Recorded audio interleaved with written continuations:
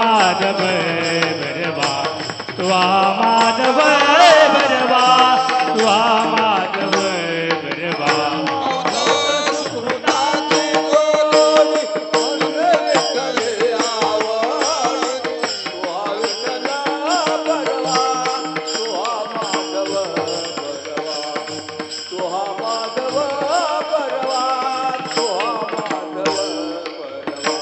बहुत सुकृताची जोडी म्हणून विठ्ठली आवडी तुहा विठ्ठल बरवा तुहा माधव बरवा तुहा माधव बरवा तुहा माधव बरवा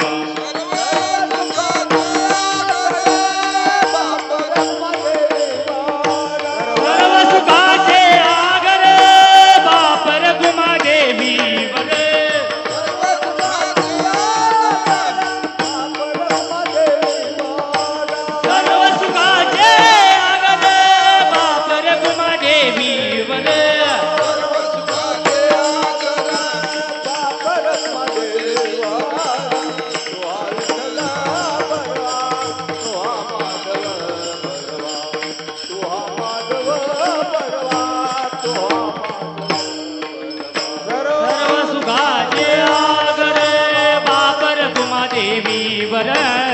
तुआ विठ्ठल बरवा तुआ माधव बरवा तुआ माधव बरवा तुआ माधव बरवा जय जय राम कृष्ण जय जय राम कृष्ण जय जय राम कृष्ण हरे जय जय राम कृष्ण हरे जय राम कृष्ण जय जय राम कृष्ण हरे जय जय राम कृष्ण जय जय राम कृष्ण हरे जय जय राम कृष्ण हरे जय जय राम कृष्ण राम कृष्ण हरे जय जय राम कृष्ण हरि जय जय राम जय जय राम कृष्ण हरि जय जय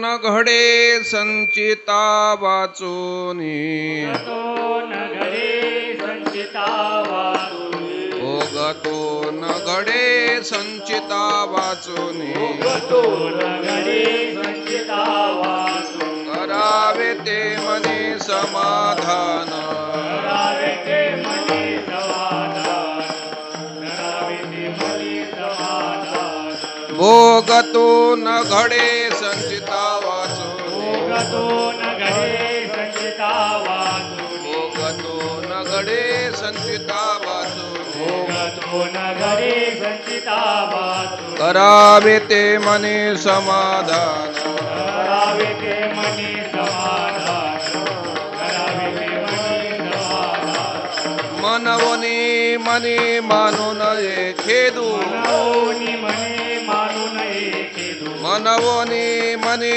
मानून खेदू मनवोनी मने मानून एकेदू मनावा गोविंदू वेळो वेळा मनावा गोविंदू वेळो वेळा मनावा गोविंदू वेळो वेळा आणि कारुसावे न लगे बहुता रुसावे न लगे बहुता आणि कारुसावे न लगे बहुता तुका म्हणे भार घातलिया बरी तुका म्हणे भार घातलिया बरी होईल कैवारी नारायण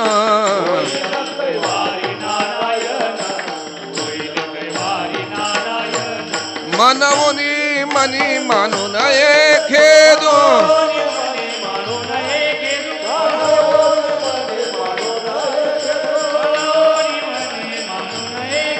मनवा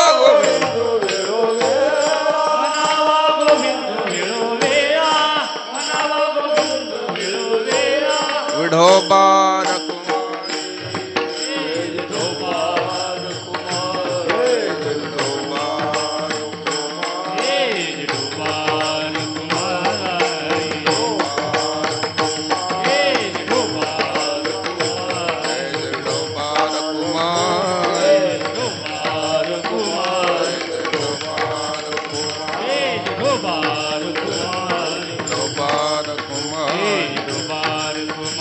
जय विठोबा रखुमाई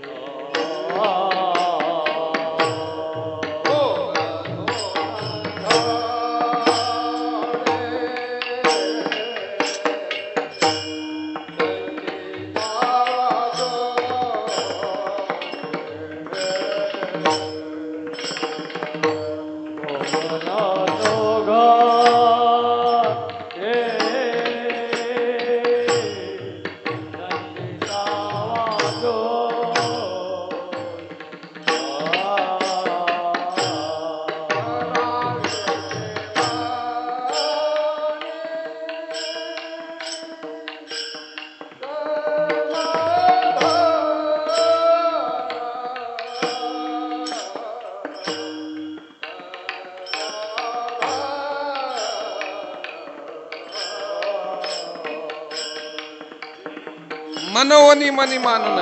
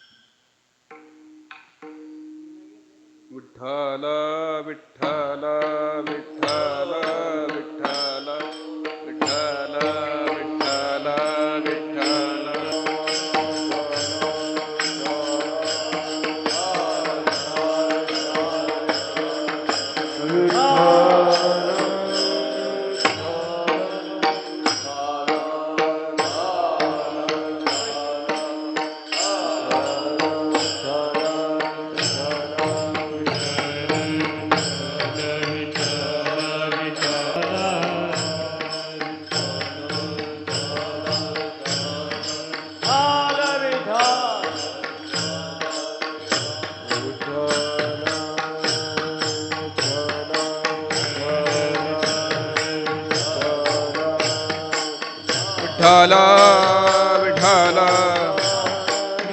बोला पुंडलिक वरदा हरी विठ्ठल श्री ज्ञानदेव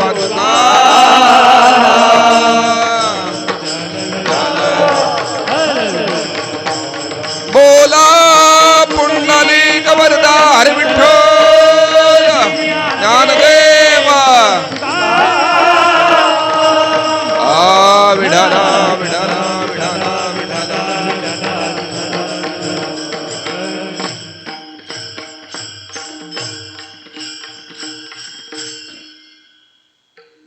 भोगतो न घडे संचिता वाचोनी करावे ते मनी समाधान मनोनी मनी मानो नये खेदू म्हणावा गोविंदो वेळोवेळा अनेका रुसावे न लगे बहुता आपुल्या संचिता वाचुनिया मनवनी मनी मानू नये खेदू म्हणावा गोविंदो वेळोवेळा तुका मने भार घातलियावरी होईल कैवारी नारायण मनवनी मनी मानू नये खेदू म्हणावा गोविंदो वेळोवेळा पांडुरंगा करू प्रथम नमन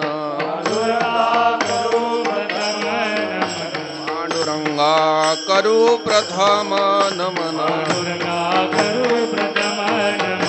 दुसरे चरणा संताचे या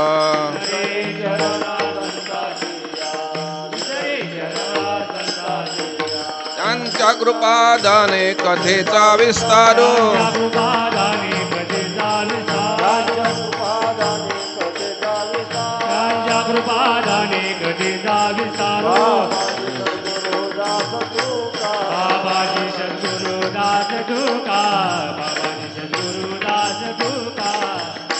नमो काळ कौतुहाल नमो चक्रचाळक गोपाळ नमो विश्वप्रतिपाळ प्रभंजना नमो शिव शिवेशा नमो शिवादि विश्वेशा नमो रूपाष्टदिशा व्यापका नारायणा नमो सकळ गर्भोद्भवा नमो चित्तचाळक भावा नमो विष्णुमूर्ती देवादिदेवा श्री विठ्ठला नमामि सद्गुरुं शान्तं सच्चिदानंद विग्रहं पूर्णब्रह्म परानंदं ईशमानंदी वल्लभं भोगतो नगडे संचिता वाचोनी करावे ते मनी समाधान मनवनी मनी मानू नये खेदू म्हणावा गोविंदू वेळोवेळा संकीर्तन रूपे सेवेकरता निवडलेला अभंग संत श्रेष्ठ जगद्गुरु तुकोबारायांचा 4 चरणाचा अत्यंत प्रसिद्ध अतिशय महत्त्वाचा अभंग चिंतन सेवेकरता निवडलेला आहे.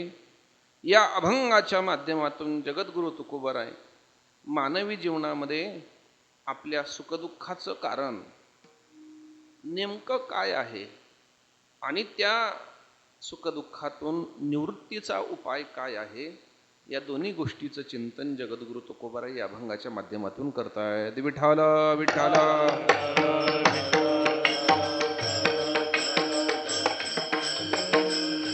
विठ्ठल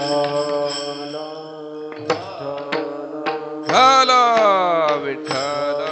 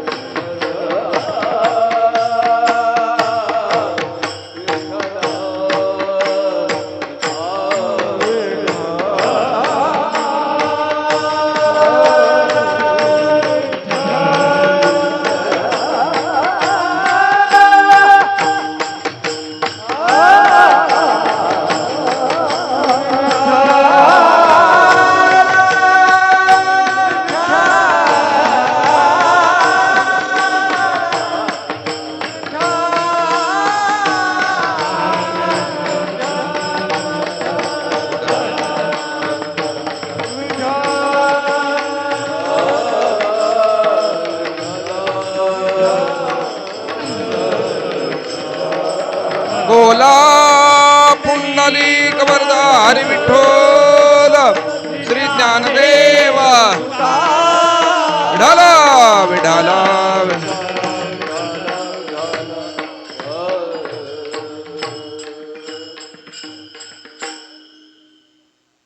भोगतो न गडे संचिता वाचोनी करावे ते मनी समाधान म्हणूनी मनी मानू नये खेदू म्हणावा गोविंदू वेळोवेळा. स्वानंद सुखनिवासी परमपूज्य दादांच्या या फडावरती समस्त ग्रामस्थ भजनी मंडळ हसाळा तालुका औसा जिल्हा लातूर संपूर्ण परिसरातून आलेले भाविक भक्त माता भगिनी उपस्थित सर्व टाळकरी गायक वृंद वादक वृंद आमच्या संस्थेतील सर्व गुरुबंधू मंडळी या ठिकाणी उपस्थित आहेत. परम स्नेही परम आदरणीय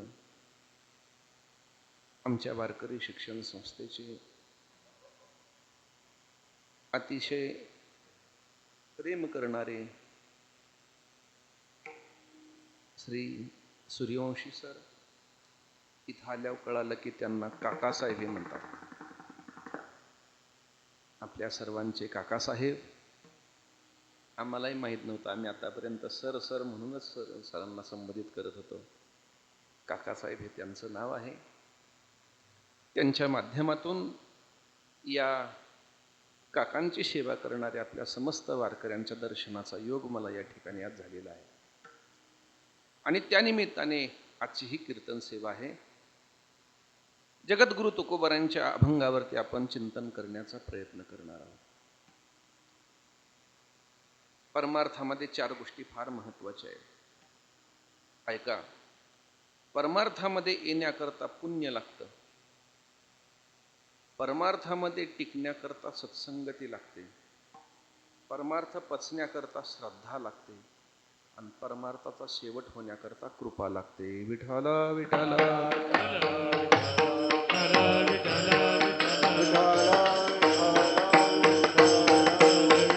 बोला पुंडलिक वरदा हरी विठ्ठल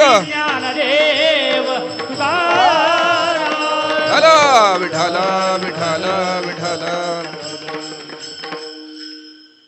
परमार्थामध्ये येण्याकरता पुण्य पाहिजे महाराज. पुण्याशिवाय तुम्ही या ठिकाणी येऊ शकत नाही महाराज. कोण हा दैवाचा भाग पावे येथील, कोण हा दैवाचा भाग पावे येथील, कोण हा दैवाचा भाग पावे येईल, कोण हा दैवाचा भाग पावे येईल. हा रस आनंदाचा घोष करा हरिनामाचा, ए कोण हा दैवाचा भाग पावे येतील, कोण हा दैवाचा भाग पावे येतील, कोण हा दैवाचा भाग पावे येईल, कोण हा दैवाचा भाग पावे येईल.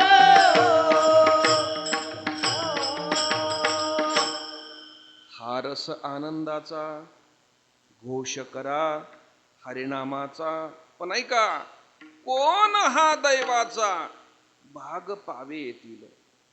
हरिनाम सार जिव्हा या नामाची, उपमा त्या दैवाची कोण वाणी. परमार्थामध्ये येण्याकरता काय पाहिजे? पुण्य. कोणालाही नाही महाराज हा मार्ग कोणालाही नाही आहे. पुण्य ही काय आगळी वेगळी गोष्ट आहे महाराज. असं आहे, सर समोर बसलेले आहेत, त्यांचं सगळं त्यांच्या व्यवसायाचं केंद्र म्हणजे अर्थ आहे. पण ऐका, पैसा, काही पैसा हा आपल्याकडे चालतो, दुसऱ्या देशात चालत नाही. आपला रुपया कुठे चालतो? भारतातच चालतो. अमेरिकेत चालतो का? नाही चालत ना. आपल्या रुपयाची किंमत किती सर आता जवळजवळ 80-90 कडे गेलेली आहे. आपण 1 रुपया म्हणजे 80 रुपये दिल्यानंतर त्यांचा $1 मिळतो महाराज. मूल्यांकन घसरलेलं आहे. आपला रुपया इथं चालतो, परदेशामध्ये चालत नाही. पण ऐका, आपल्याकडेही चालतं आणि परदेशात मध्ये चालतं अशी एक गोष्ट आपल्याकडे, ती म्हणजे सोनं. सोनं आपल्याकडेही चालतं आणि अमेरिकेतही चालतं. पण आपल्याकडेही चालतं, अमेरिकेतही चालतं, पण वर चालत नाही. सोनं वर चालतं का? नाही चालत महाराज. तिथं त्या सोन्याचा काहीच उपयोग होत नाही. रावणाच्या झाला नाही, आपलं काय चालणार आहे? म्हणून वरती चालणार एकच गोष्ट आहे, ते म्हणजे पुण्य. म्हणून पुण्य माणसाच्या जवळ असेल तोच या वाटेवरती येऊ शकतो. येण्याकरता पुण्य पाहिजे. पुढे ऐका, परमार्थामध्ये टिकण्याकरता सत्संगती पाहिजे. असं आहे, मनुष्य जीवाची वाढ किंवा उत्क्रांती, मनुष्य जीवाचा उत्कर्ष याला कारण संगती आहे. आणि मनुष्याचं पतन याला कारण सुद्धा संगती आहे महाराज. असं आहे, पतन उद्धार संघाचा महिमा. पतन उद्धार संघाचा महिमा. पतन उद्धार संघाचा महिमा. पतन उद्धार संघाचा महिमा. त्याजावे अधमा संत सेवी.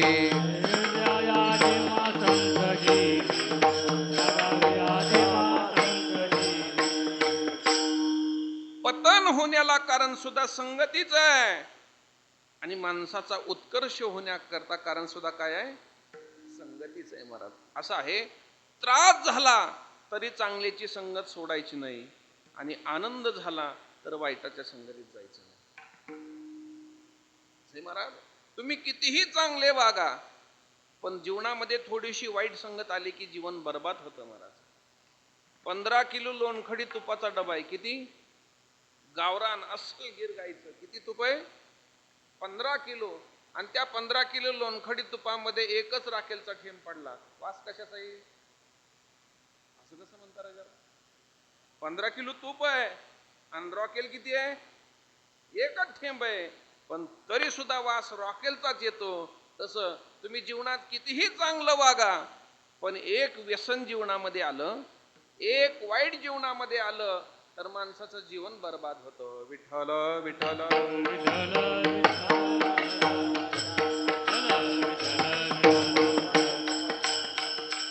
आणि खरं सांगू का, चांगलं बनायला खूप प्रयत्न करावे लागतात, वाईट बनायला काहीच प्रयत्न करावा लागत नाही.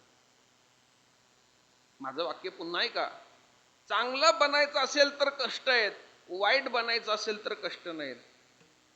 सीए होण्यासाठी तुम्हाला किती कष्ट करावे लागले, किती कॉलेज जावं लागलं, किती अभ्यास करावा लागला महाराज.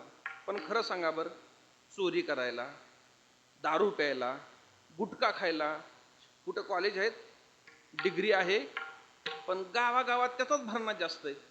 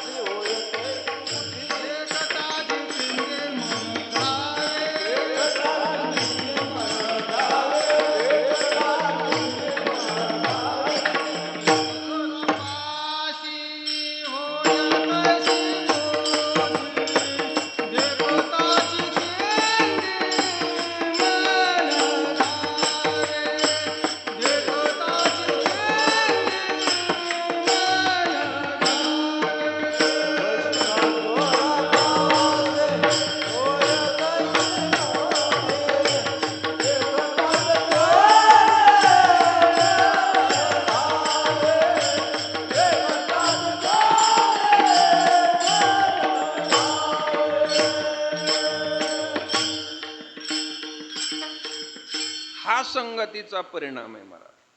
तुम्ही चोराच्या सहवासामध्ये बसला की लगेच आपल्याला तसं करावं असं वाटतं. बैसता चोरापाशी तैशी होय बुद्धी, देखचा चिचिंदी मन धावे. म्हणून आवडलं गोड लागलं तरी चांगल्याच्या वाईटाच्या संगत जाऊ नये, आणि त्रास झाला तरी चांगल्याची संगत सोडू नये महाराज. आणि प्रयत्न असा आहे महाराज, चांगलं बनण्यासाठी कष्ट आहेत, वाईट बनायला काय कष्ट लागतात? वाईट बनायला काय कष्ट लागतात मला सांगा. दिवा लावायचा आहे, दिवा आपल्याला लावायचा आहे, काय काय लागतं? दिवा जर लावायचा असेल तर काय काय लागतं? पंथी लागते, वात लागते, तेल लागतं, काडीपेटी लागते, आणि नंतर दिवा पेटवायचा असतो, आणि पेटवल्यानंतर विझू नये म्हणून काहीतरी त्याला आवरण ठेवावं लागतं. एवढे सगळे प्रयत्न कशासाठी? दिवा लावण्यासाठी. आणि दिवा विझवायचा असेल तर काय काय हातर लागतात? कुऱ्हाड, तलवार, बंदूक, काय लागतं का? एक फुंकर मारली की दिवा. तसं मोठं बनायचं असेल तर खूप कष्ट लागतात महाराज. व्यसनी दारोडाने चोरटा बनण्यासाठी काहीच करावं लागत नाही. जीवनामध्ये एक दुःसंगती आली की जीवन बर्बाद होतं. विठ्ठल विठ्ठल.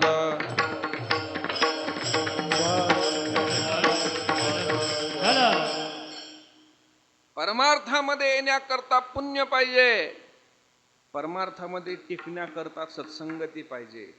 पुढे ऐका, परमार्थ पचण्याकरता श्रद्धा पाहिजे.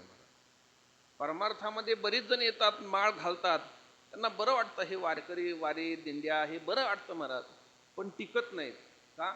श्रद्धा कमी पडते. ज्याच्याजवळ श्रद्धा आहे त्यालाच जीवनामध्ये पुढे जाता येतं परमार्थामध्ये.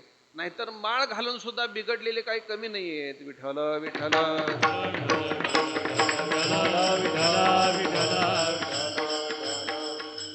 म्हणून परमार्थ पचण्याकरता श्रद्धा पाहिजे. श्रद्धा, विश्वास या परमार्थातल्या भांडवल म्हटलेलं आहे. भांडवल गाठी तरी विश्वास, भांडवल आहे महाराज हे परमार्थाचं. म्हणून परमार्थ पचण्याकरता काय पाहिजे? श्रद्धा पाहिजे. आणि पुढे का, परमार्थाचा शेवट होण्याकरता कृपा पाहिजे. तुका म्हणे कृपा करील नारायण, तरीच हे वर्म पडे ठावे. परमार्थाचं वर्म त्यालाच आहे की ज्याच्यावरती भगवंताची संतांची कृपा झालेली आहे. मग अशी कृपा झाल्यानंतर नाथ महाराज म्हणतात, जर खरी कृपा झाली तर आपल्या जीवनातला सगळा भोग रोग सर्व नष्ट होतं महाराज. एका जनार्दनी भोग प्रारब्धाचा, हरी कृपे त्याचा नाश झाला. विठ्ठल विठ्ठल.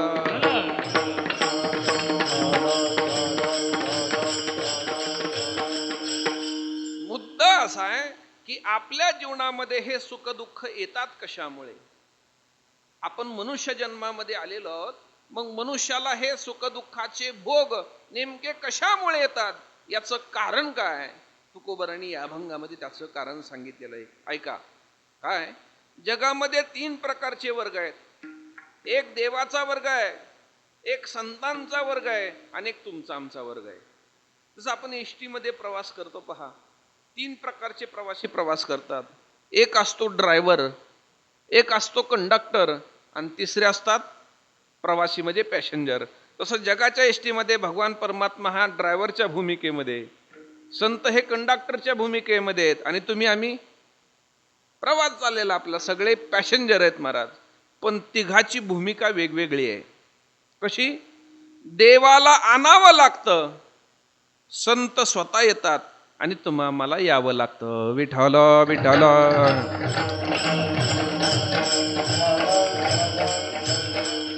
काय शास्त्रकारांनी प्रारब्धाचं वर्णन करताना, प्रकार करताना 3 प्रकारचं प्रारब्ध सांगितलेलं आहे. कोणतं कोणतं? प्रारब्धाचे 3 प्रकार आहेत. एक आहे परेच्छा प्रारब्ध, एक आहे इच्छा प्रारब्ध, आणि एक आहे अनिच्छा प्रारब्ध. हे जे 3 वर्ग आहेत, हे 3 वर्ग या प्रारब्धानुसार बसतात महाराज.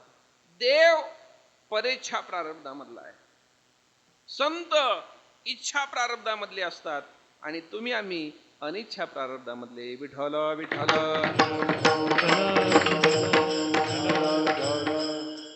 देव परेच्छा प्रारब्धामधला आहे, म्हणजे देवाला आणावं लागतं महाराज. अनिलाई रूप बळे करोनी खळे हरिदासे,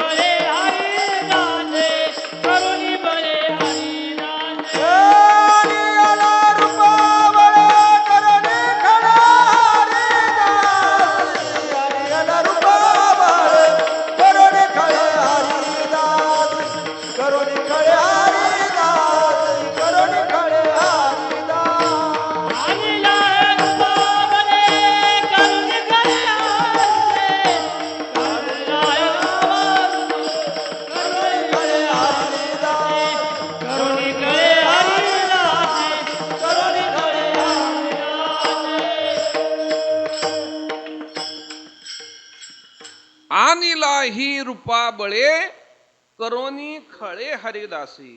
देवाला आणावं लागतं, तो स्वतःहून येत नाही महाराज. थोडीशी गंमत आहे का? देवाचं चरित्र तुम्ही काढून पहा. देवाच्या चरित्रातली प्रत्येक घटना तुम्हाला परीक्षा प्रारब्धाने पाहायला मिळते. परीक्षा शब्दाचा अर्थ होतो पर म्हणजे दुसरा, दुसऱ्याच्या इच्छेने वागणं, याला काय म्हणतात? परीक्षा प्रारब्ध. उदाहरण सांगतो. मला सांगा, रामप्रभूंना वनवासामध्ये जावं लागलं स्वतःच्या इच्छेने का दुसऱ्याच्या? दुसऱ्याच्या इच्छेने. अहो, सोन्याचं हरिण नसतं हे आपल्याला कळतं, देवाला कळू नये का? तरी सुद्धा माग धावत जावं लागलं. स्वतः करता का दुसऱ्या करता?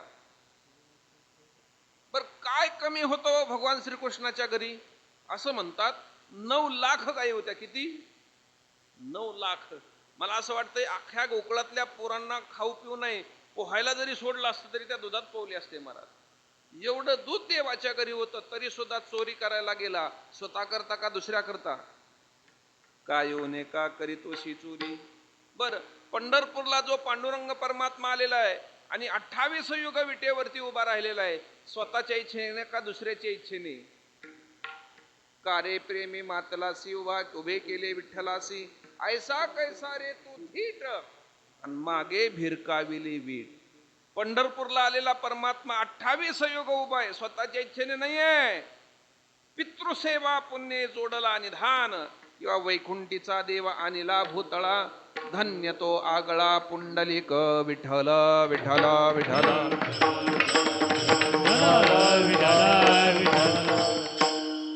देव परीक्षा प्रारब्धामध्ये, त्याच्यात स्वतःच्या इच्छेने त्याला काही वागता येत नाही. दुसरा वर्ग आहे साधू संतांचा, तो आहे इच्छा प्रारब्धामधला. म्हणजे ते त्यांच्या इच्छेने येतात आणि त्यांची इच्छा झाली की ते निघून जातात. महाराज, आम्ही वैकुंठवासी, आम्ही वैकुंठवासी,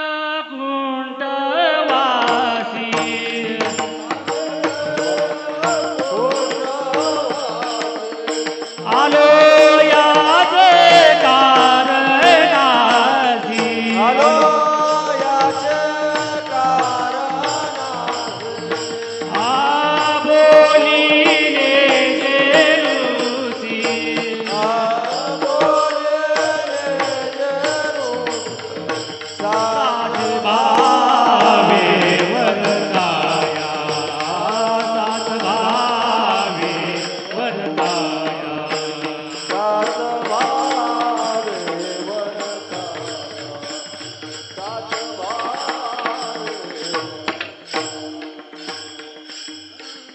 आम्ही वैकुंठवासी आलो. शब्द पहा काय आहेत. आलो, उजळावया आलो, शोधोनिया आले, येतो जातो आम्ही देवाचे सांगात. शब्द असे आहेत की आम्ही आमच्या इच्छेने येतो आणि आमची इच्छा झाली की जातो महाराज. एवढंच नाहीये, संत चरित्रातले सगळ्या घटना तुम्ही काढून पहा, तुम्हाला इच्छा प्रारब्ध पाहायला मिळतं. पहा तुम्ही, निसर्गामध्ये एखादा निर्बुद्ध असलेला प्राणी बोलू शकतो असं कधी उदाहरण घडलंय? प्राणी बोलू शकतो असं उदाहरण घडलंय का? परंतु निर्बुद्ध असलेला रेडा नावाचा पशु बोलावा अशी ज्ञानोबारांची इच्छा झाली. त्याला बोलावं लागेल, नव्हे नव्हे तो बोललाही. म्हणून शब्द काय आलाय पहा, रेड्यामुखी वेद. तो बोलला नाही, त्याला बोलवलं. शब्दही काय वापरलेला आहे, बोलणं वेगळं आणि बोलवणं वेगळं. विठ्ठल निर्जीव भिंत चालते हे कधी निसर्गामध्ये घडत नाही, पण ती चालावी अशी ज्ञानोबारांची इच्छा झाली. चालविली, चालली नाही म्हटलं. हा, हे फार महत्वाचा शब्द आहे. सामर्थ्याने चालविली जड भिंती, याला म्हणतात इच्छा प्रारब्ध. आणि शेवटचा वर्ग आहे तो म्हणजे तुमचा आमचा, हा आहे अनिच्छा प्रारब्धामधला. विठ्ठल विठ्ठल.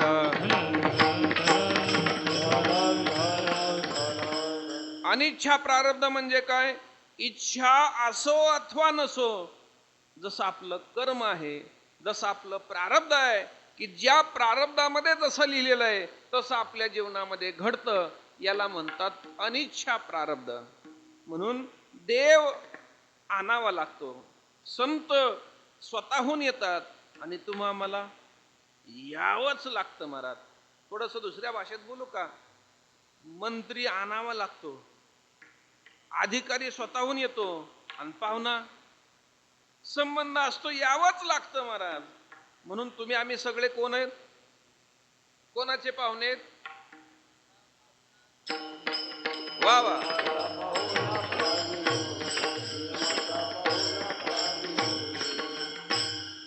यमाचे पाहुणे आहोत तुम्ही आम्ही सगळे. आता ऐका, आपण अनिच्छा प्रारब्धामध्ये मोडतो. म्हणजे काय? आपल्या इच्छेला मोल नाही महाराज. आपण आपल्या इच्छेने वागतच नाही. मग आपण कसं वागतोय? जसं आपलं कर्म आहे तसं आपलं वागतं महाराज. काल लाटीचे लिहिले न मोडेगा काही केले. जसं आपल्या कपाळावरती कर्मामध्ये लिहिलेलं आहे तसं आपण जगतो महाराज. जन्माला का येतो आपण? आपलं कर्म सुरू झालं की ज्ञानोबारांची भाषा आहे, अगा कर्मी जे उरावे तैतीही सुखदुःखी फळावे, तया ते भोगावया यावे देहा एका. थोडस सोपं बोलू का? आणखीन सोपं बोलतो. मला सांगा, आपण कसं वागतो? आपलं जसं कर्म आहे तसं वागतो महाराज. हा लोको कर्मे बांधला. आपण सर्व कर्माच्या बंधनामध्ये गुंतलेलो आहोत महाराज. असं आहे. आपल्या दिवसाची सुरुवात कधी होते? आपल्या दिवसाची सुरुवात कधी होते? आपण डोळे उघडले की, बरोबर ना? बरोबर आहे. आणि आपल्या दिवसाचा शेवट कधी होतो? आपण डोळे झाकले की, बरोबर ना? पण हे खरं नाहीये, हे साप चुकीचं आहे. का? पहा तुम्ही, एखाद्या दिवशी आपलं काम करण्याचं शिल्लक राहतं, आणि काम करण्याचं शिल्लक राहिल्यानंतर आपण घरी जातो, खाटेवरती अंग टाकतो, डोळे झाकण्याचा प्रयत्न करतो, पण झोप येते का? झोप येते. खाटेवरी पडता व्यापी चिंता तळमळ. डोक्यात सारखा तो विचार येत राहतो. याचा अर्थच असा आहे, आपण डोळे झाकले तरी दिवसाची शेवट झाला नाही. का? कारण आपलं कर्म शिल्लक आहे, आणि त्या कर्मामुळे आपलं विचार चक्र चालू आहे. मग याचा अर्थ आहे, दिवसाचा शेवट कधी? कर्म संपलं की दिवसाचा शेवट आहे. बर, दिवसाची सुरुवात कधी? डोळे उघडले की? नाही महाराज. पहा तुम्ही, एखाद्या दिवशी आपल्याला एखाद्या गावी जायचं असतं, मग रोजच्या पेक्षा आपण लवकर उठतो, कारण डोक्यात दिवसभर तोच विचार चालू असतो की उद्या लवकर जायचंय, लवकर जायचंय, लवकर जायचंय. मग आपण रोजच्या पेक्षा लवकर उठतो महाराज, है का नाही? मला सांगा, पालखी सोहळ्यामध्ये आपण चालतो, रोज घरी उठतो. आपण कुठल्या दिंडीत असता बहुतांशी? नाही, तुकोबारायांकडून का ज्ञानोबारायांकडून? माऊलीकडून. किती वाजता बाबा उठावं लागतं? 2ला. 2ला तयार राहावं लागतं. घरी 2ला जाग येते का बाबा? 2ला गाढ निद्रेमध्ये असतो महाराज. न सांगता ज्ञानोबाराच्या पालखी सोहळ्यामध्ये जाग येते का? विचार तो चालू आहे. म्हणून दिवसाची सुरुवात कर्म सुरू झालं की, आणि दिवसाचा शेवट कर्म संपलं की. म्हणून आणि दिवसभर आपण काय करतो? कर्मच करतो. सुरुवात कर्माने, शेवट कर्मा, दुपार कर्माने, आणि शेवटही कर्माने. हे जसं एका दिवसाचं सूत्र आहे ना, ऐका, हे जसं एका दिवसाचं सूत्र आहे ना, तसं अख्ख्या जन्माचं सूत्र आहे महाराज. आपण जन्माला कधी येतो? आपलं कर्म सुरू झालं की. म्हणून ज्ञानोबारांची भाषा आहे, आगा कर्मी जे उरावे तैतीही सुखी दुःखी फळावे, तया ते भोगावया यावे देहा एका. का? कर्म सुरू झालं म्हणून. बर, आपण जन्मभर काय करतो? कर्मच करतो ना. नाही कश्चित क्षणमपि जातो तिष्ठत्य कर्मकृत. गीता सांगते, जगामध्ये कोणीच कर्म केल्याशिवाय राहू शकत नाही. कर्म न करता कोणी राहू शकत नाही. म्हणून आलो कर्माने, करतो कर्म, आणि शेवट सुद्धा कशाने होतो महाराज? कर्मानेच होतो. आणि जाताना नव्हे नव्हे, पुढे बोलू का आणखीन? विशेष असा आहे, जाताना सुद्धा आपल्या सोबत काही येत नाही शिवाय कर्माच्या. विठ्ठल विठ्ठल.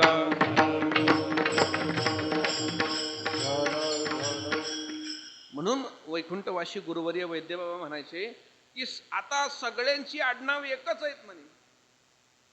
आपल्या सगळ्यांची आडनाव काय? एकच आहे. कोणतं आडनाव आहे आपल्या सगळ्यांचं? सगळ्यांची तुम्ही म्हणाल आमची आडनावं भिन्न भिन्न आहेत. नाही नाही नाही नाही, मृत्यू लोकामध्ये आलेले सर्वांची आडनावं एकच आहे. सगळ्याचं एकच आडनाव आहे, कर्मकर. आडनाव आहे करा करत करत मरा आणि पुन्हा जन्माला येऊन करतच राहा विठ्ठल विठ्ठल.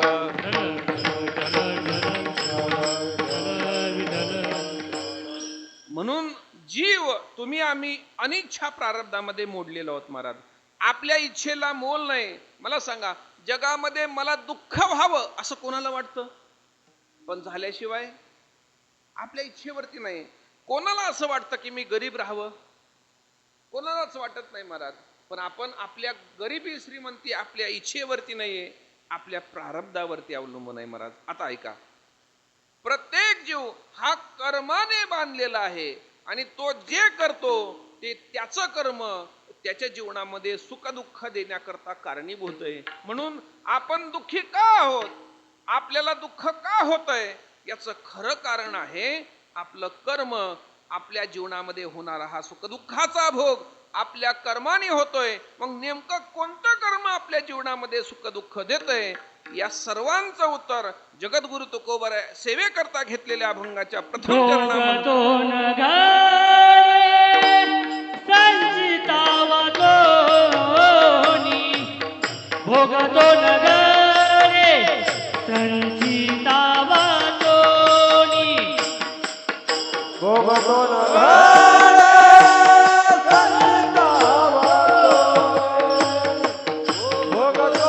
नगरे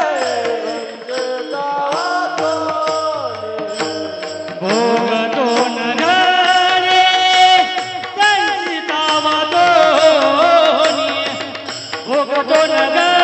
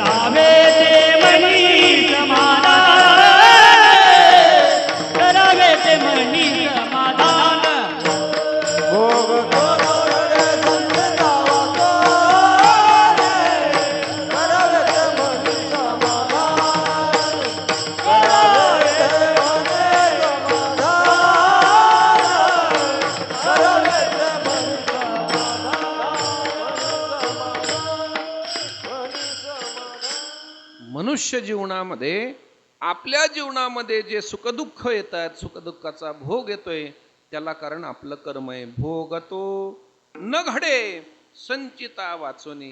आपलं जसं कर्म आहे तसं आपल्या जीवनामध्ये सुखदुःख होतात. काय कर्माचा नियम असा आहे, केलेलं कर्म भोगल्याशिवाय चुकत नाही. म्हणा केले कर्म झाले त्याचे भोगाले, केले कर्म झाले त्याचे भोगाले, केले कर्म झाले त्याचे भोगाले, केले कर्म झाले त्याचे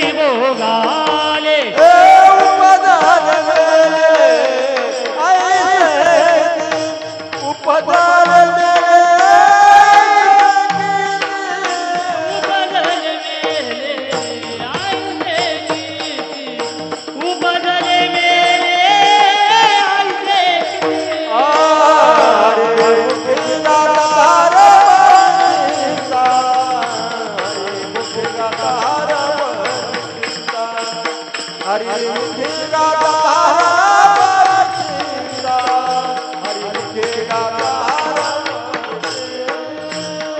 हरिमुखी गाता रे बलिचिंदा, हरिमुखी गाता रे बलिचिंदा, हरिमुखी गाता रे बलिचिंदा, हरिमुखी गाता रे बलिचिंदा. केले कर्म झाले तेची भोग आले. कर्माचा नियम असा आहे, जे केलेलं आहे ते भोगल्याशिवाय संपत नाही. तुम्ही जे कराल ते तुम्हाला भोगूनच संपावं लागेल. थोडा युक्तिवाद आपल्या समोर ठेवतो. दुपारची वेळ होती, एक ग्रस्त रस्त्याने चालला होता. भूक लागली होती. समोर पाहिलं, जवळ काही नाहीये. समोर एक आंबराई दिसली, आंब्याचं झाड दिसलं. विचार केला आंबा तोडून खाल्ला पाहिजे, म्हणून कंपाऊंडवर उडी मारली, आतमध्ये गेला, आंबा तोडला, आंबा खाल्ला. आणि तेवढ्यात आंबराईचा मालक त्या ठिकाणी आला. त्यांनी काही विचार केला नाही, बाही मागं सारली आणि त्याला खूप मारलं. मारल्यानंतर तो रडायला लागला. माझा दृष्टांत संपला. बारकावा पहा, तुम्ही जेव्हा जिथं जसं कर्म केलं असेल ना, तेव्हा तुम्हाला तिथं तसं भोगावं लागतं. आणि केलेलं ज्यांनी भोग केलं त्याला भोगावं लागतं. महाराज, आपल्या मराठीमध्ये एक म्हण आहे, ज्याचा हात मोडल त्याच्या गळ्यात पडल. हे का नाही? आता ऐका, दुपारची वेळ होती, त्याला भूक लागली होती, त्याची नजर गेली आंब्यावरती. ज्या डोळ्याने तो आंबा पाहिला ते डोळे ते आंब्यापर्यंत जाऊ शकतात का? डोळे आंब्यापर्यंत जाऊ शकतात का? मग गेला कशाने? पायाने. बर, ज्या पायाने तो त्या आंब्यापर्यंत गेला ते पाय तो आंबा तोडू शकतात का? मग तोडला कोणी? हाताने. बर, ज्या हाताने तो आंबा तोडला ते हात आंबा खाऊ शकतात का? नाही. मग खाल्ला कोणी? तोंडाने. आणि तेवढ्यात आंबराईचा मालक त्या ठिकाणी आला, बाही मागं सारली, अशी एक काना खाली लावून दिली. मला सांगा, काना खाली लावून दिल्याबरोबर त्याच्या डोळ्यातून घळ घळ घळ घळ पाणी आलं. आता माझा प्रश्नाचं उत्तर द्या, आंबा तोडला कोणी होता? खाल्ला कोणी होता? मार खाल्ला कोणी? आणि पाणी कुठून आलं? डोळ्यातून. मग आंबा जर हाताने तोडला होता, तोंडाने खाल्ला होता, मार जर गालाने खाल्ला होता, मग पाणी डोळ्यातून का आलं? कारण ह्या सगळ्या कुटाण्याची सुरुवात कोणी करायला लावली होती? म्हणून त्याला भोगावं लागलं. विठ्ठल विठ्ठल.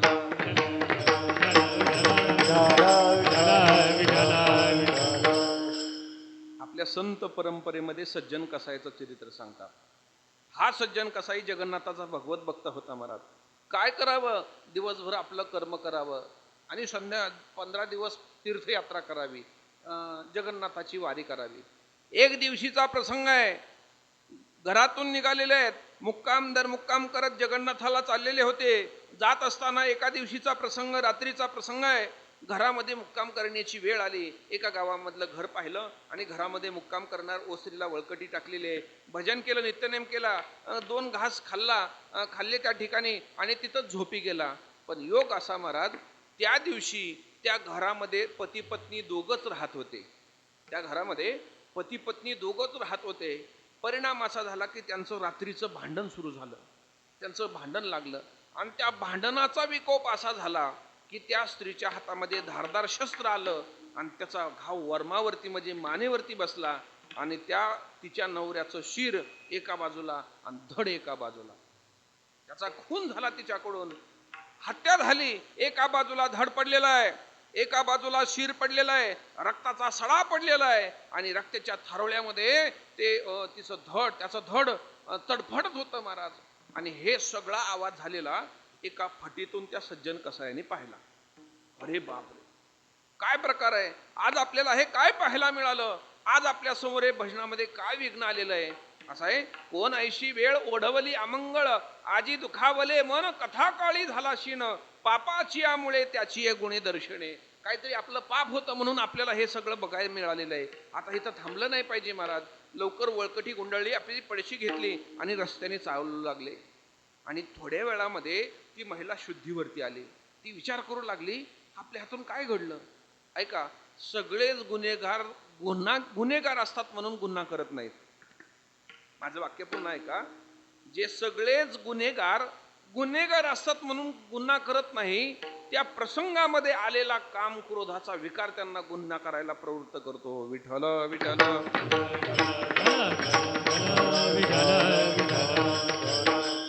तिने विचार केला आपल्याकडून काय प्रकार घडलेला आहे.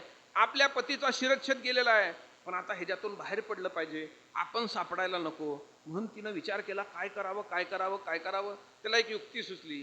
तिनं हातातलं शस्त्र टाकून दिलेलं आहे आणि मोठ्याने हंबरडा फोडला. रडायला लागलेली आहे आणि तिचा आवाज ऐकल्यानंतर आसपासचे शेजारी सगळे जागे झाले. दरवाजाकडे धाव घेतलेले आहे. दरवाजा उघडला, दरवाजा तोडलेला आहे आणि पाहतात तर एका बाजूला धड पडलेलं आहे, एका बाजूला शिर पडलेलं आहे आणि एका कोपऱ्यामध्ये डोक्याला हात लावून मोठ्या मोठ्याने रडणारी ती महिला पाहिलेली आहे. तिला सावध केलं. बाई काय घडलं? त्यावेळेस तिने बनाव असा बनवला. ऐका, तिने बनाव असा बनवला. कोणतरी जगन्नाथाचा भक्त म्हणवणारा रात्री माझ्या घरी आला. माणुसकी म्हणून, एक धर्म म्हणून मी त्याला राहण्याकरता ओसरी, खाण्याकरता भाकर, पाणी ही सगळी व्यवस्था करून दिली. पण रात्रीच्या प्रसंगी त्यांनी माझ्यावरती अतिप्रसंग करण्याचा प्रयत्न केला आणि ज्या वेळेस याला माझ्या पतीने विरोध केला त्यावेळेस या धारदार शस्त्राने त्याने माझ्या पतीचा खून केला आणि तो या रस्त्याने निघून गेला. सगळ्याला खरं वाटलं. सगळ्याला खरं वाटलं. गावकरी जागे झाले. हातामध्ये काट्या कुऱ्हाड्या शस्त्र घेतलेलं आहे आणि त्या रस्त्याने धावत सुटलेले. तर पुढे सज्जन कसाई चालतच चाललेले होते. जवळ गेलेले, त्यांना पकडलेलं आहे, घेऊन आलेले आहेत आणि राजदरबारामध्ये हजर केलेलं आहे. सर्व आरोपाची शहानिशा झाली. सबळ पुरावा मिळाला नाही, पण घटना घडताना तुम्ही उपस्थित होता. एवढं कलम लावून राजाने अशी आज्ञा दिली की तुम्ही त्या घटनेमध्ये साक्षीदार होता म्हणून तुमचे 2 हात कलम करण्यात येतील. राज आज्ञा म्हणून, राजशिक्षा म्हणून सज्जन कसाईचे दोन्ही हात तोडले गेले. महाराज, दोन्ही हात तोडले गेले. आणि त्यानंतर सज्जन कसाईने विचार केला की काय प्रसंग आला माझ्यावर, काय ऐशी वेळ ओढवली अमंगळ. पण हा प्रसंग का आला याचं उत्तर आपल्याला मिळालं पाहिजे. हे माझ्यावरती का आलं? म्हणून तसंच गेले महाराज जगन्नाथाच्या दर्शनाकरता आणि दरवाजामध्ये बसले. धरणं धरलं देवाच्या समोर. देवा, अरे काय हा न्याय आहे का तुझ्या दरबारामध्ये? देवा, तुझ्या दरबारामध्ये न्याय नाही, धुंद झाला तुझा दरबार.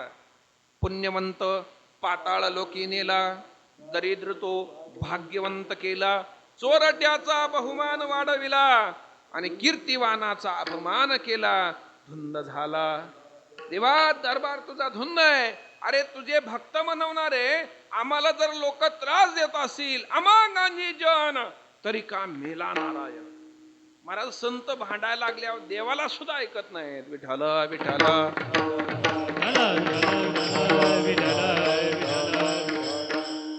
भांडू लागले सज्जन कसाई. देवा, मला उत्तर पाहिजे. असं काय घडलं माझ्याकडून माझे दोन्ही हात कलम करण्यात आले? अरे ज्या स्त्रीने माझ्यावरती हे आरोप केले, आम्ही स्त्रियांच्या धर्माबाबतीत आज सांगतो, परणारी आम्हा रखुमाई समान, हे गेले नेमून ठायचेची. देवा, स्त्रियाचा तो संग नको नारायणा. काष्टा या पाषाणा मृत्तिकेच्या, नाठवे हा देव नगडे भजन, लाचावले मन आवरेना. देवा, आम्ही त्याचा तिरस्कार करतो आणि त्यांनी आमच्या जीवनामध्ये हात तोडावे लागतात. मला माझ्या प्रश्नाचं उत्तर पाहिजे. 1 दिवस झाला, 2 दिवस झाला, जोपर्यंत प्रश्नाचं उत्तर मिळत नाही तोपर्यंत तुझ्या दारातून उठणार नाही आणि अन्न पाणी घेणार नाही. 3रा दिवस उगवला. महाराज, देवाला काळजी वाटायला लागली. आपला भक्त उपाशी आहे आणि आपण अन्न कसं घेणार आहे? म्हणून स्वप्न दृष्टांत झाला आणि सज्जन कसायला जागा केला. सज्जना, उठ बाबा. कोण आहे? अरे मी जगन्नाथ भगवान आहे. कशा करता आला? अरे 2 दिवस काही खाल्लं नाही, मला बरं नाही वाटलं. देवा, माझ्या प्रश्नाचं उत्तर दे. काय प्रश्न आहे तुमचा? काही कारण नसताना मी त्या घरी थांबलो, पण तरी सुद्धा त्या स्त्रीने माझ्यावरती आरोप केला आणि माझे 2 हात कलम करण्यात आले. ऐक सज्जना, तुला असं वाटत असेल की मी देव आहे, पण खरं सांगू का, मी जरी देव जरी असलो तर मला कुणाच्याही कर्मामध्ये हस्तक्षेप करण्याचा अधिकार नाही. एक भावगीत आहे पहा. जैसे ज्याचे कर्म तैसे फळ देतो ईश्वर. देव कुणाच्याही कर्मामध्ये हस्तक्षेप करत नाही. पण सज्जन कसाई देवा, मला उत्तर पाहिजे, उत्तर पाहिजे. ऐक सज्जना, हे या जन्मातलं नाही, हे गेल्या जन्मातलं आहे. असं काय घडलं देवा? ऐक सज्जना, गेल्या जन्मामध्ये तू एक भगवत भक्त होता. सकाळी उठावं, गंगेचं स्नान करावं, आपलं नित्यकर्म करावं, हा तुझा दिनक्रम चालू होता. एक दिवशीचा प्रसंग आहे. तू गंगेवर स्नान करत असताना एक कसाई एका गाईला मारण्यासाठी तिच्या पाठीमागे धावत होता. हातामध्ये शस्त्र घेऊन तिला धावत होता आणि स्नान करून एका हातामध्ये पंचा, एका हातामध्ये कमंडल घेऊन तू स्नान करत येत होता. आणि तेवढ्यामध्ये त्या रस्त्यावरती आल्यानंतर तुझ्या कानावरती तो आवाज आला. तो कसाई ओरडत होता, अहो गाईला पकडा, अहो गाईला पकडा, अहो गाईला पकडा. तू स्नान करून बाहेर आलेला होता. तुझ्या कानावरती तो आवाज आला आणि आवाज आल्याबरोबर समोरून येताना तू गायी पाहिली. गायी पाहिल्याबरोबर तू काय केलं, हातातला कमंडलो पंचा फेकून दिला आणि त्या गायीची शिंग पकडली. गायीला दोन्ही हाताने घट्ट पकडून धरलं. परिणाम, थोड्या वेळाने तो कसाई आला आणि त्या गायीला घेऊन गेला आणि गायीला मारून टाकलं. देवा, त्या घटनेचा आणि माझा संबंध काय? माझे हात का कलम करण्यात आले? याच गोष्टीचा सज्जन कसा या संबंध आहे. ज्या गायीला तू पकडलं होतं ना, ती गायी या जन्मात झाली बाई. गेल्या जन्मामध्ये ज्या कसायाने शिरच्छेद केला होता तिचा, या जन्मामध्ये त्या बाई रूपी गायीने किंवा गाई रूपी बाईने आपला पती जो होता कसाई गेल्या जन्मातला, त्याचा शिरच्छेद या जन्मामध्ये केला. देवा, माझे हात का तोडण्यात आले? ऐक सज्जना, ज्या दोन हाताने तू ती गायी पकडली होती ना, त्याच गायी करता या जन्मामध्ये तुला बाईच्या मुळे दोन हात कलम करावे लागले. भोग तो न घडे संचित आवाज. कोणी कारण नाही महाराज, दुसरा कारण नाही. आपलं कर्मच आपल्या जीवनामध्ये सुख दुःख देतं. विठ्ठल विठ्ठल.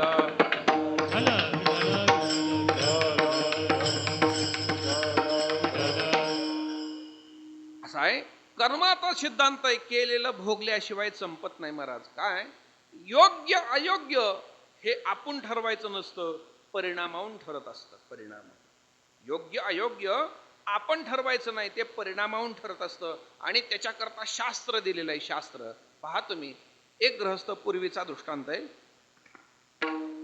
पांतस्थ रस्त्याने चालला होता. जंगलाची वाट होते. ज्या जंगलातून जाणार त्या जंगलामध्ये एक भलं मोठं झाड होतं आणि त्या झाडाखाली एक महात्मा तपश्चर्या करता बसलेला होता. जात असताना त्याची नजर त्या महात्म्यावरती गेली आणि त्याला असं वाटलं की महात्मा आहे, साधू महात्मा आहे, आपण काहीतरी त्याची सेवा केली पाहिजे महाराज. असं आहे, आपण जर एखाद्या चांगल्या कामाकरता निघालो आणि आपल्या समोर जर एखादा वारकरी दिसला, त्याला हात जोडावे महाराज. कारण आपलं काम जर यशस्वी व्हावं असं वाटत असेल तर निश्चित समजावं, ज्यार्थी माझ्या समोर डोळ्यासमोर वारकरी आलाय ना, त्यार्थी माझं काम होणार आहे. भल्याचे दर्शन, भल्याचे दर्शन, तेची शुभाची शकुन, तेची शुभाची शकुन.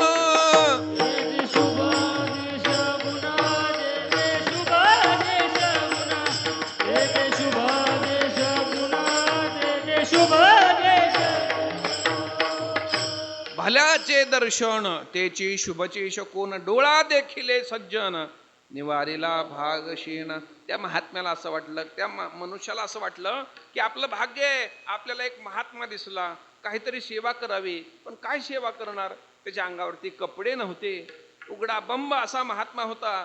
पण ऊन वारा पाऊस त्याच्या अंगाला सुरकुत्या पडलेल्या होत्या महाराज. अंग तडकून गेलेलं होतं. त्याने विचार केला, आपण काहीतरी केलं पाहिजे. जवळ गेला, विचार केला, काय सेवा करावी, काय सेवा करावी. पिशवीमध्ये हात घातला तर तेलाची बॉटल होती, शिशी होती महाराज. जवळ गेला आणि त्यांनी काय केलं, आपल्या शिशीतलं तेल काढलं आणि त्याच्या सगळ्या अंगाला लावलं. सगळ्या अंगाला लावलं. आता मला सांगा बरं, हे त्याने केलेलं कर्म पुण्य कर्म आहे का चुकीचं कर्म आहे? कर्म चांगलं आहे का वाईट आहे? चांगलं आहे ना महाराज. एखाद्या महात्म्याची सेवा करणं हे चांगलं आहे ना, चांगलं आहे. पण काय योग्य अयोग्य हे कृतीवरून नाही, परिणामावरून ठरतं. माझा सिद्धांत काय, योग्य अयोग्य कृतीवरून नाही, परिणामावरून ठरतं. मला सांगा, त्यांनी अंगाला तेल लावलं, आपल्याला असं वाटतं की खूप चांगलं कर्म आहे. पण परिणाम काय झाला आहे का? ते तेल लावल्यामुळे जवळ एक वारुळ होतं आणि त्या वारुळातल्या मुंग्या उठल्या आणि त्या तेलाच्या वासाने त्याच्या अंगाला चिकटल्या आणि कडकडून चाबा घेतला. सगळं शरीर रक्तबंबाळ करून टाकलं. मला सांगा, परिणामाचा जर विचार केला तर आता हे कर्म योग्य आहे का चुकीचं आहे, परिणामाचा विचार करा. काय योग्य बर आणखीन सोपं सांगतो, कृतीच्या पुढचा भाव पहा ना. अहो एखादा दरोडेखोर एखाद्या घरमालकाचा पोट फाडतो आणि दवाखान्यामध्ये गेल्यानंतर डॉक्टर ऑपरेशन करताना पोट फाडतो. दोघाची कृती कशी आहे? दोघाची कृती सारखी आहे, पण एकाला मारायचं असतं आणि एकाला तारायचं असतं. नाहीच कळलं तर आणखीन सोपं सांगू का? आई तोंडावून हात फिरवते आणि सलून मध्ये गेल्यानंतर न्हावी सुद्धा तोंडावून हात फिरवतो. दोघाची कृती सारखी आहे, पण परिणामात फरक आहे. विठ्ठल विठ्ठल.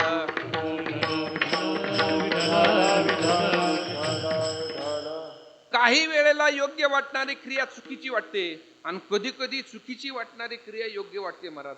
तोच दृष्टांत पुढे सांगितला जातो. एक दुष्ट दुर्जन मनुष्य त्याच रस्त्याने येत होता. त्यांनी पाहिलं कोणतरी महात्मा आहे, इथं डोळे लावून बसलेला आहे, येणारा जाणारा लुटण्याकरता बसलेला आहे. शिव्या देऊ लागला, अधवा तधवा बोलू लागला. एवढंच नाही केलं, येताना ऊस खात येत होता महाराज. ऊस खायचा आणि चोईटी साधूला फेकून मारायचा, ऊस खायचा आणि चोईटी साधूला फेकून मारायचा. आता खरं सांगा बरं, हे किती वाईट कर्म आहे? साधूला त्रास देणं हे किती वाईट कर्म आहे. पण क्रियेवर जाऊ नका ना, परिणाम पहा ना. त्यांनी त्या चोईट्या मारल्यामुळे त्याच्या अंगावरच्या सगळ्या मुंग्या उतरल्या आणि त्या चोईट्याला जाऊन चिकटल्या. आता परिणामाचा जर विचार केला तर ते कर्म योग्य वाटतंय. म्हणून योग्य अयोग्य याचा निर्णय कृतीवरती नाही, त्याच्या परिणामावरून ठरतो. मग काय भोग घडला त्याच्यावरून तुकोबाराय म्हणतात, भोग काय घडला याच्यावरून करावे ते म्हणे समाधान. आपण समाधान मानायला शिकलं पाहिजे महाराज. ठेविले अनंते तैशेची राहावे, चित्ती असू द्यावे समाधान. किंवा तुकोबाराय म्हणतात काय, सुखदुःख होतं शरीराला नाही, सुखदुःखाची जाणीव कुठे होते?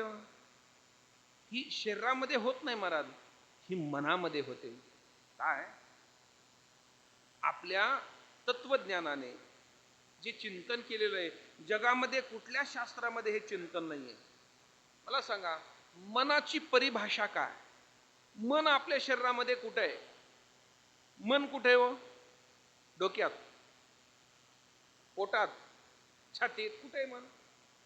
मन कुठे? मन ही संकल्पना कुठे? याच्यावरती अख्खं शास्त्र आलेलं आहे.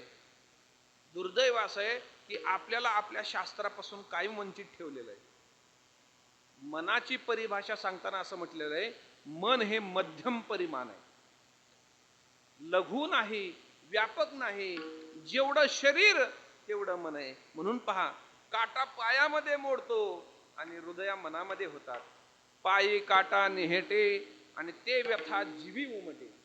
याचं कारणच आहे, दुःख होतं ते मनामध्ये होतं, मनामध्ये होतं. पण तुकोबाराय म्हणतात, बाबा रे, ज्या मनामध्ये हे सुख दुःख होतात ना, त्या मनाला त्या सुख दुःखाकडे जाऊ देऊ नको, त्या मनाला देवाकडे लाव. म्हणून तुकोबाराय म्हणतात, एक कर, देवाचं चिंतन कर, नामचिंतन कर. एकदा का त्या मनाला नामचिंतनाची सवय लागली ना, हे सगळे सुख दुःख तू भोगायचं विसरून जाशील. अभंगाचं दुसरं चरण. मनावा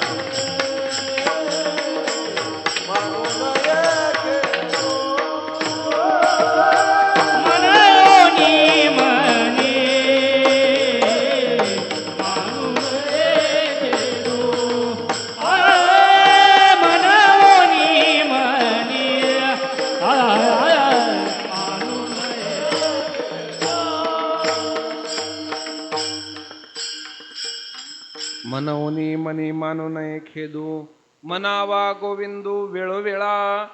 ज्या मनामध्ये हे सुख दुःख होतात ना, त्या मनाला त्या दुःखाकडे जाऊ देऊ नका. त्या मनाला सुख दुःखातून काढा आणि देवाच्या भजनाकडे लावा. उदाहरण सांगतो ऐका. आई हुशार असते. लहान मुलगा अंगणामध्ये खेळत असतं आणि खेळता खेळता ते पडतं आणि पडल्यानंतर त्याला खरचटतं, रक्त निघतं, लागतं महाराज. आणि लागल्यानंतर ते मोठ्याने रडणार असतं. लहान मूल मोठ्याने रडणार असतं. हुशार आई काय करते, पळत पळत जाते आणि त्याला उचलते आणि रडणाऱ्या मुलाला सांगते, बाळा बघ खाली बघ, खाली बघ, खाली बघ, पैसा पडला, पैसा पडला, पैसा पडला. काय झालं? ज्या मुलाच्या मनामध्ये अंतःकरणामध्ये दुःख होणार होतं ना, ते दुःखातली वृत्ती बाहेर आली आणि त्या पैशाकडे गुंतली. परिणाम पैसा पैसा म्हटल्यानंतर रडणारं मूल गप्प बसतं. आहे का नाही? काय पैशाची गंमत आहे मला अजून कळली नाही महाराज. खरंच सर पैशाची गंमत कळली नाही. तुम्ही पूजा करायला बसा, जप करायला बसा, ध्यान करायला बसा, मन एकाग्र होत नाही महाराज. होतं का? होत नाही. पण तेच तुम्ही पैसे मोजायला बसा, होतं का नाही? माझं तर होतं बाबा. काय गंमत असे, पैशामध्ये काय अशी कमी आहे महाराज? बाकीच्या गोष्टी सगळं मन एकाग्र होत नाही पैशाने. अहो कधी कधी तर असं पहा, स्वतः जाऊ द्या, दुसरा एखादा शेजारी पैसे मोजत असतो, आपला त्या माणसाचा पैशाचा काही संबंध नसतो, पैसे तो मोजत असतो आणि आपण मनामध्ये म्हणतो 1 2 3. होतं का नाही असं? पैसा माणसाचं मन खेचून घेतं महाराज. त्या लहान बाळाला दुःख झालेलं आहे, आता रडणार आहे, पण आईने पैसा म्हटल्यानंतर त्याची वृत्ती त्या दुःखातली पैशाकडे गेली आणि ते दुःख विसरलं. तसं तुकोबाराय म्हणतात, एक काम करा, त्या सुख दुःखातली वृत्ती काढा आणि देवाच्या भजनाकडे लावा. म्हणवनी मनी मानू नये खेदू, म्हणावा गोविंदू. महाराज एक वाक्य विचारतो, आपल्या जीवनामध्ये दुःख जास्त का साधू संतांच्या जीवनामध्ये दुःख जास्त? काय दुःख आहे? काय खायला मिळत नाही, दुष्काळ पडला का, बायको मेली, पोरग मेलं, महाराज सगळे दुःख. काय तुकोबारांच्या जीवनामध्ये महाराज? दुष्काळे आटीला द्रव्य नेला, मान स्त्री एकी अन्न अन्न करता मेली. सगळं दुःख तुकोबारांच्या जीवनामध्ये. ऐका, 13व्या वर्षी कारभार हातामध्ये आला आणि 21व्या वर्षी सगळं संपून गेलं तुकोबाराच्या जीवनातलं. उघडे झाले तुकोबाराय. महाराज एवढं दुःख आपल्या जीवनामध्ये नाहीये. ज्या ज्ञानोबारांचं आपण नाव घेतो, ज्ञानोबारांना गावात राहू दिलं नाही, आई वडिलांना आत्महत्या करायला लावले, गावामध्ये खापर मागू दिलं नाही, सावली सुद्धा पडू दिली नाही. ज्या पाण्यावरती त्यांनी स्पर्श केला त्या पाण्याला विटाळ मानलं जात होतं महाराज. एवढं दुःख आपल्या जीवनामध्ये आहे, पण त्यांनी कधी दुःखाला दुःख मानलं नाही. का? अंतःकरणामध्ये देवाचं नाव होतं, विठ्ठल विठ्ठल. आणि त्यांनी ठरवलं होतं, जे दुःख होतंय ते दुसऱ्यामुळे नाहीये, आपल्या कर्मामुळे. अनेका रुसावे न लगे बहुता, आपुल्या संचिता वाचून या. आपल्यामुळे कर्म होतंय. मग तुकोबाराय म्हणतात, बाबा रे दुःख करू नको, देवाचं नाम घे. आणि तेही तुला जमत नसेल तर सोपा उपाय सांगतो, त्या दुःखाचा भार डोक्यावरती घेऊ नको, देवाला समर्पण. भार घातलियावर, तुका भार घातलियावर,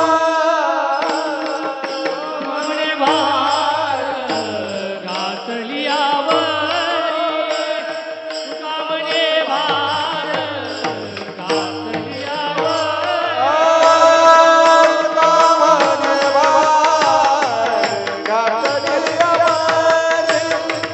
तुका भार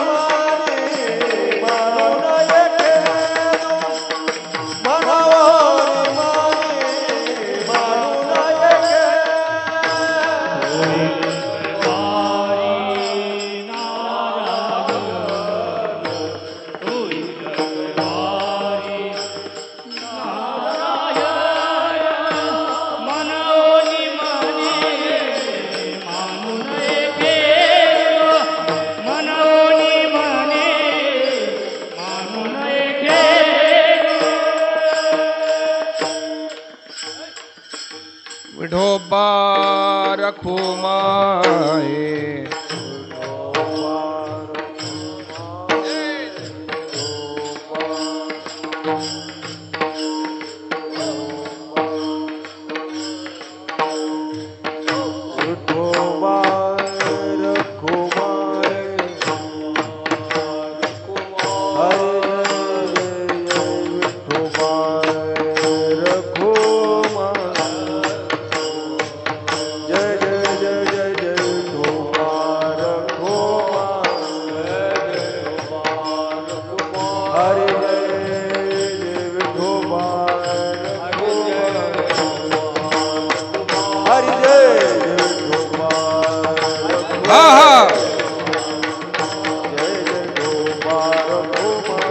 बोलो पुंडलिक वरदा हरी विठ्ठल श्री ज्ञानदेव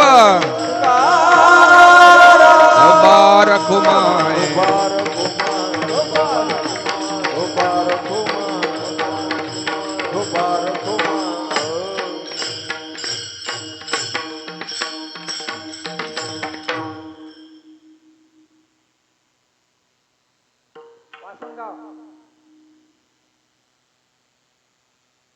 भोग दोन घड संचितावा भोग दोन घड संचितावा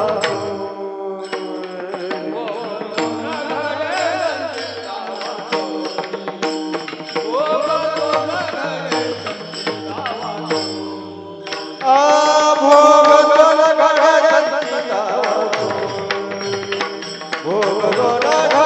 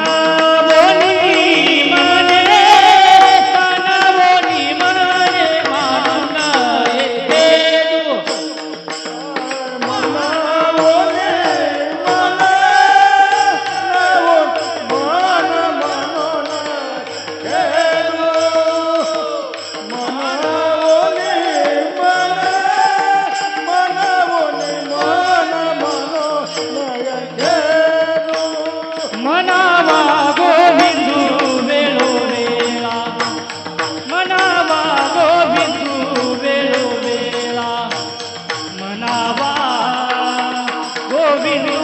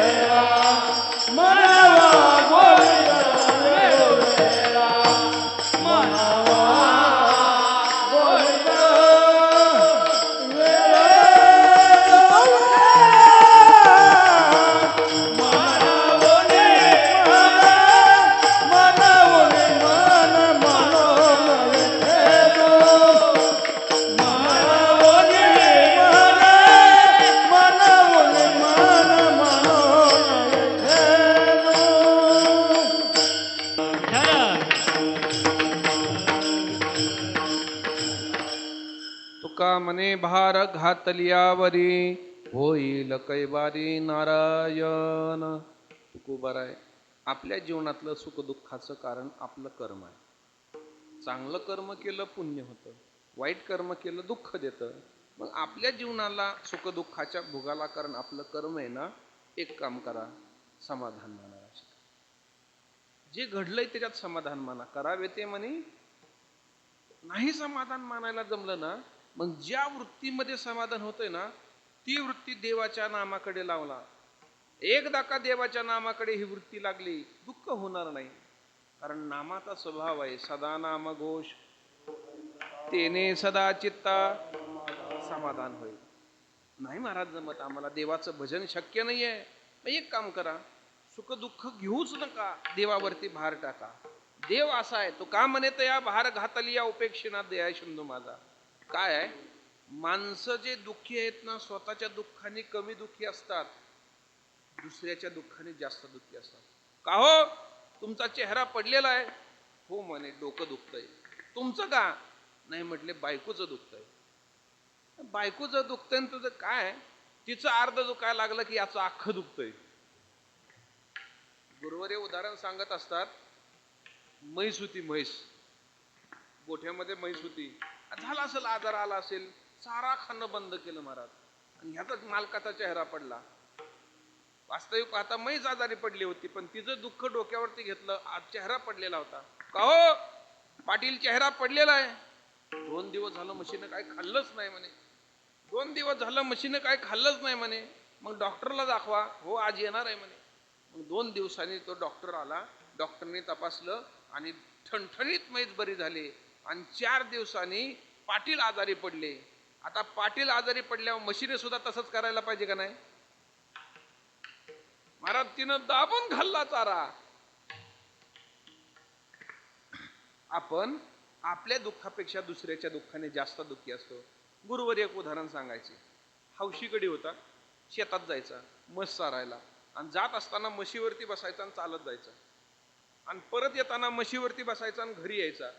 रोज दिनक्रम होता. एक दिवशी जात असताना घरच्या मालकीने सांगितलं, ओ घरी शेळी व्यालेली आहे, लहान पाडस आहे तिचं, मग येताना थोडं गवत घेऊन या.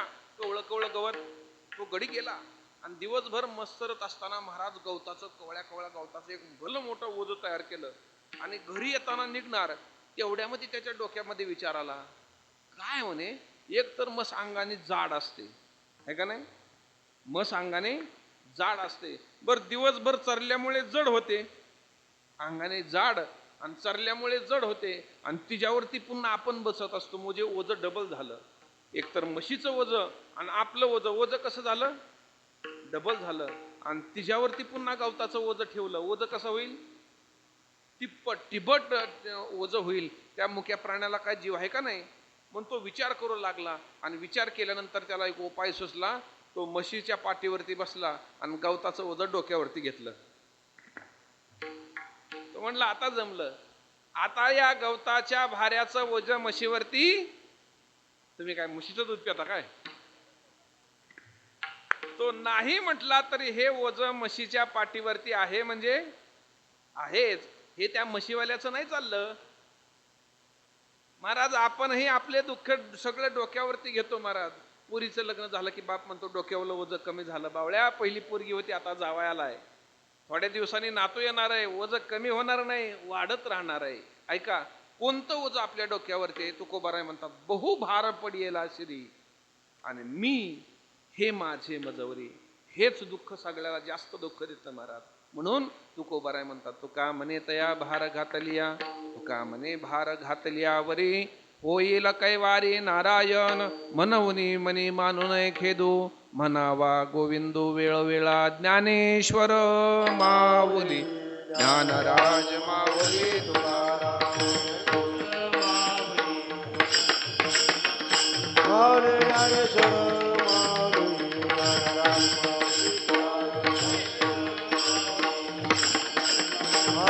ज्ञानेश्वर माऊली ज्ञानराज माऊली,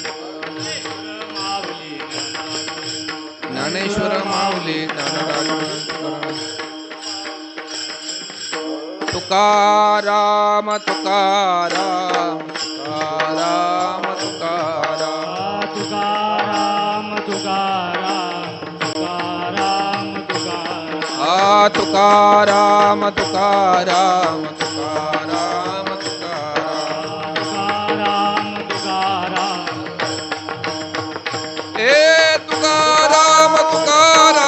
तुकाराम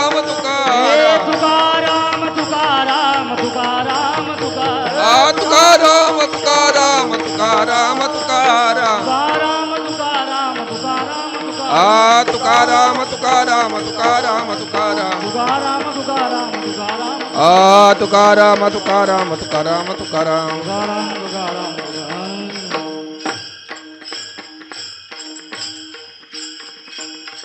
झालेली सेवा पंढरीश पांडुरंग परमात्मा, ज्ञानोबाराय तुकोबाराय गुरुवर्य दादांच्या चरणी, त्याचबरोबर समस्त ग्रामस्थ भजनी मंडळ हसाळा यांच्या वतीने ही सेवा आमचे परमस्नेही परम आदरणीय सूर्यवंशी सरांच्या माध्यमातून या गावामध्ये येण्याचा योग आला.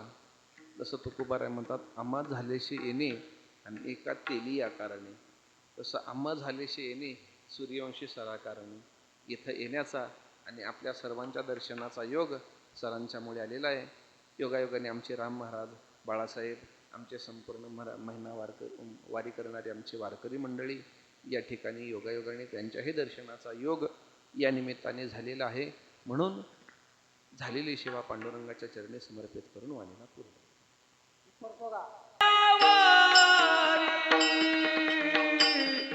तुका म्हणे भार घातलिया वरी, तुका म्हणे भार